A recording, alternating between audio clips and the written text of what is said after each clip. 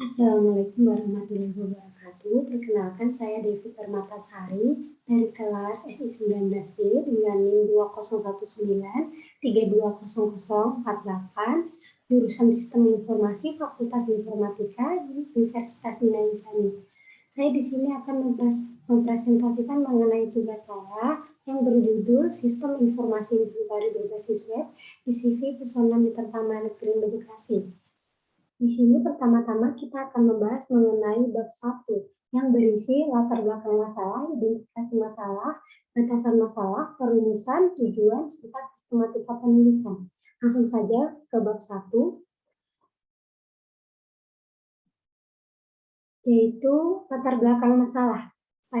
Pada masa ini, perkembangan teknologi, komputer semakin berkembang sangat pesat untuk segala bidang, mulai dari bidang pendidikan, politik, kesehatan, ekonomi, dari berbagai bidang lain. Sehingga hal ini membuat peranan komputer sangatlah penting untuk mencapai suatu tujuan dengan lebih cepat, akurat, mudah, dan aman, agar dapat mempermudah suatu pekerjaan.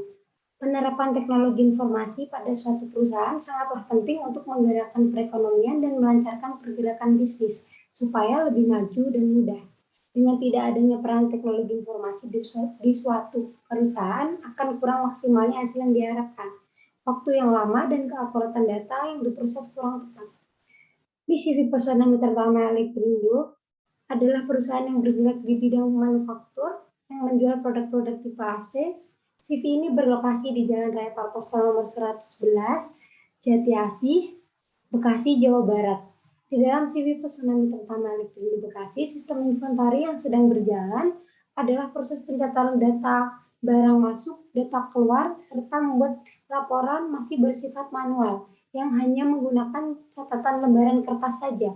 Hal ini terjadi karena CV Pesona Mitra Tama Elektrindo Bekasi belum menggunakan teknologi atau sistem informasi yang mendukung proses penginputan data dan membuat laporan, sehingga hasil data sering mengalami kesalahan data yang tidak sesuai, mengakibatkan laporan mengalami kesalahan serta waktu yang dibutuhkan untuk keakuratan data menjadi lama, sehingga berpengaruh dalam kinerja dan hasil perusahaan tersebut.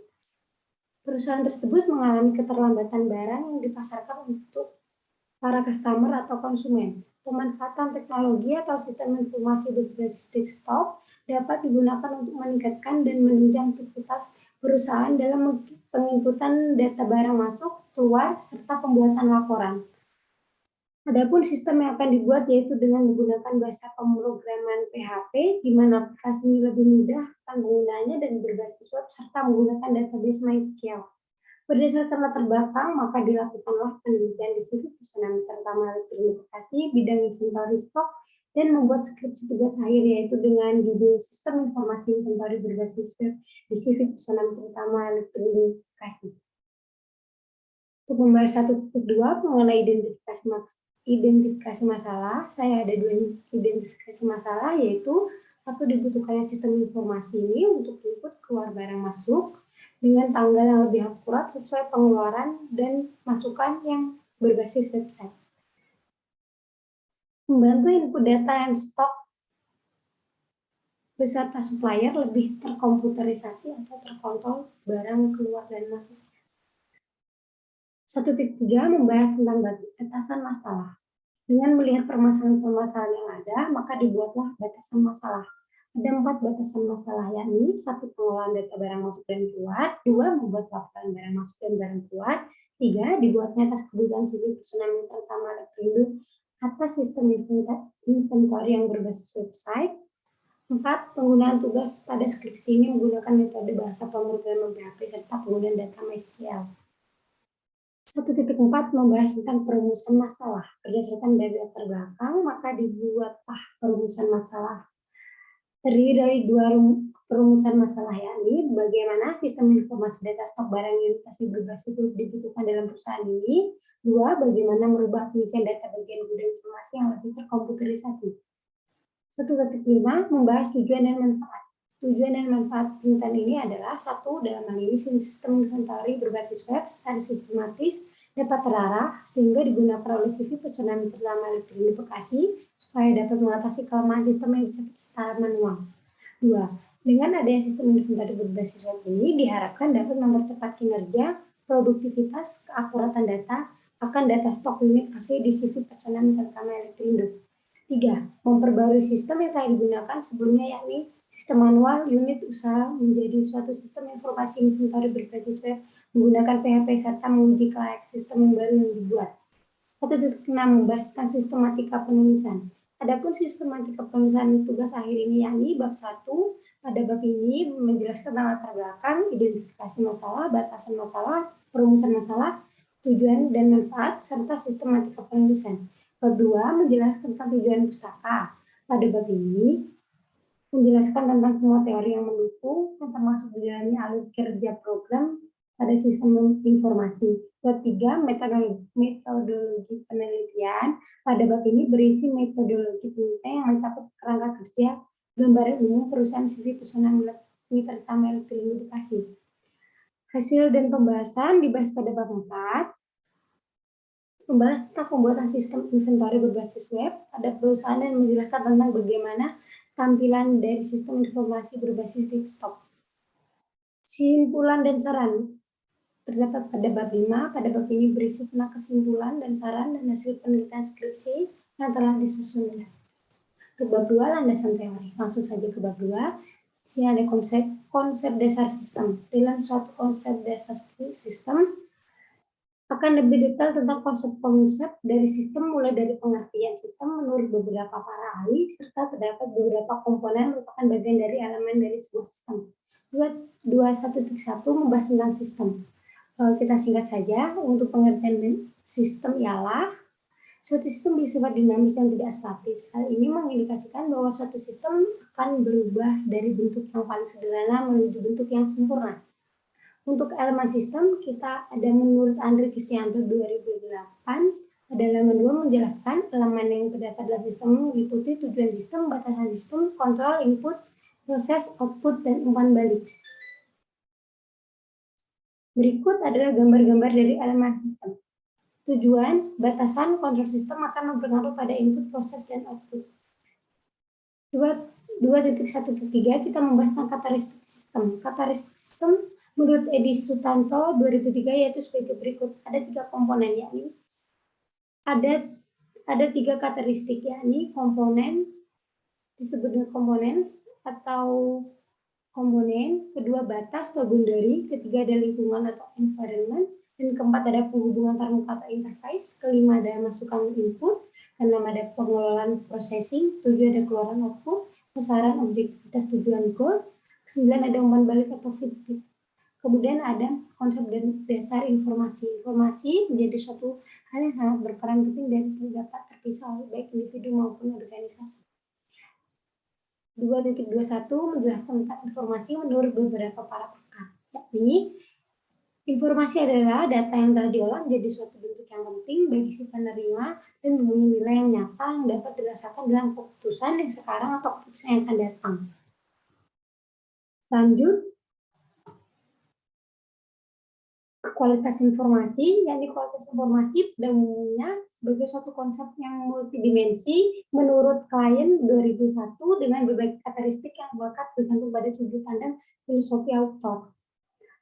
Di kesisteman informasi, pengertian sistem informasi yaitu suatu sistem di dalam organisasi yang mempertemukan kebutuhan pengelolaan transaksi harian, mendukung operasi, bersifat manajerial, dan kegiatan strategi dari suatu organisasi dan menyediakan pihak luar tertentu untuk laporan-laporan yang diperlukan.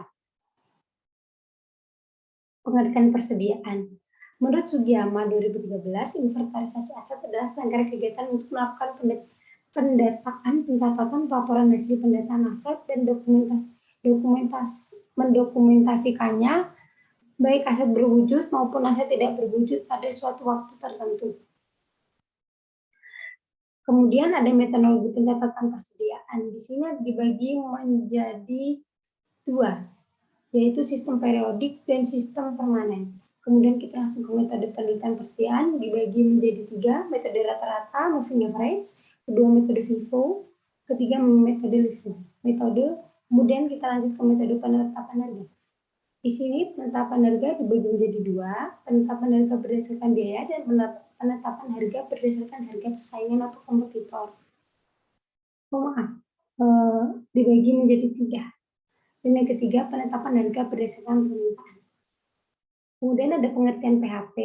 PHP adalah bahasa yang dirancang secara khusus untuk pembukaan pada website. PHP adalah tools untuk pembuatan halaman web dinamis. Pada awalnya PHP merupakan pendekatan dari personal homepage situs personal. Lanjut ke pengertian CSS, Cascading Style Set adalah salah satu bahasa untuk mengatur tampilan dalam web yang berfungsi memisahkan data desain dengan konten. Kemudian pengertian HTML, disingkat Hypertext Markup Language, disebut dengan markup language karena HTML berfungsi untuk memperindah file tulisan teks biasa untuk mendapat dilihat dari pada web browser yang ada. Lanjut ke pengertian XAMPP. XAMPP merupakan sebuah perangkat lunak yang gratis sehingga bebas digunakan. XAMPP berfungsi sebagai server, berdiri sebagai localhost yang terdiri dari Apache HTTP server, MySQL database, dan penerjemah bahasa yang ditulis dengan bahasa pemrograman PHP dan Perl. Kemudian kita ada pengertian basis data. Basis data sebagai kumpulan terorganisasi dari data yang berhubungan sedemikian rupa sehingga mudah disimpan, manipulasi, serta dipanggil oleh pengguna. Kemudian pengertian MySQL. MySQL merupakan sistem manajemen database yang bersifat relasional, artinya yang dapat dikelola dengan database yang dapat diletakkan pada suatu tabel yang terpisah, sehingga menjadi manipulasi data yang akan jauh lebih cepat. Pengertian sublime text. Menurut Eric Hauge dalam Sarjana Kristen 2013, Sublime Text adalah aplikasi editor untuk kode dan teks yang dapat berjalan di berbagai platform operating system dengan menggunakan metode Python. Kemudian ada JavaScript. JavaScript adalah bahasa script yang digunakan untuk mengontrol tindakan-tindakan yang diperlukan di halaman web. Kemudian ada website. Website adalah keseluruhan halaman-halaman web yang terdapat dari sebuah domain yang mengandung.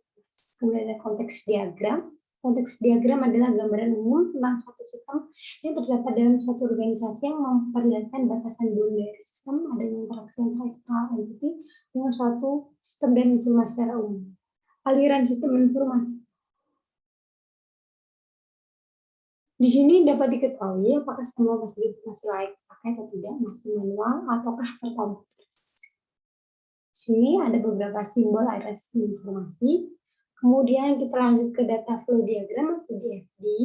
DFD adalah suatu model logika, data atau proses yang dibuat untuk menggambarkan dari mana asal data dan kemana tujuan data yang keluar dari sistem.